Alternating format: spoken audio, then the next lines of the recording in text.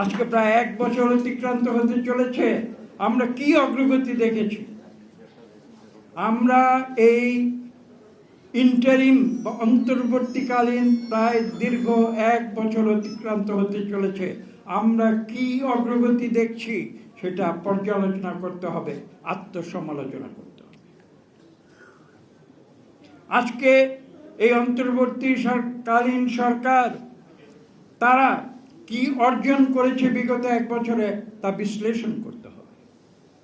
তাদেরকে একটি নির্দিষ্ট দায়িত্ব দেওয়া হয়েছে এবং এই দেশের মানুষ ভালোবেসেই কিন্তু তাদের উপরে সেই দায়িত্ব দিয়েছে। তাদের উপরে দেশের মানুষের প্রত্যাশা রয়েছে। সেই প্রত্যাশাটি কি? একটি মাত্র প্রত্যাশা, তারা বাংলাদেশকে গণতন্ত্রে উত্তরণ করবে। এর বাইরে আর কোনো সত্য নাই। আজকে আমাদের দেখতে হবে যে আমরা সেই পথে কত দূর অগ্রসর হতে পেরেছি।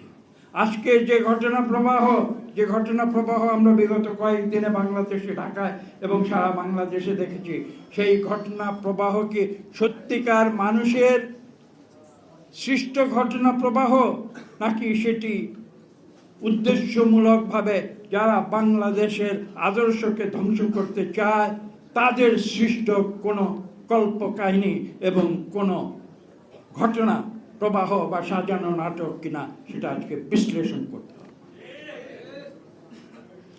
আমরা স্পষ্ট ভাষায় একটি কথা বলে দিতে চাই যে আমরা গণতন্ত্রে বিশ্বাস করি। গণতন্ত্রে যে উত্তরণ, সেই উত্তরণের একটি মাত্র প্রক্রিয়া আছে। সেই প্রক্রিয়াটি কি? সেই প্রক্রিয়ার নাম হচ্ছে একটি সুষ্ঠু নিরপেক্ষ নির্বাচন। এর বাইরে আর কোনো পন্থা বাংলাদেশে কেন, সারা বিশ্বে অন্য কোথাও জানা নেই। আর যদি কেউ বলে যে তারা গণতন্ত্রে বিশ্বাস করে না, তারা অন্য কোনো পন্থায় তারা এই দেশকে পরিচালনা করতে চায়, তাহলে তারা, আমাদের পথ আলাদা, তাদের পথ আলাদা। এটা স্পষ্ট করতে হবে। গণতন্ত্রের মুখোশ পরে কেউ যদি এদেশে স্বৈরতন্ত্র করতে চায়, সেটা বিএনপি হতে দেবে। কাজে আজকে এই কথাগুলো আমাদের সকলের কাছে স্পষ্ট হতে হবে।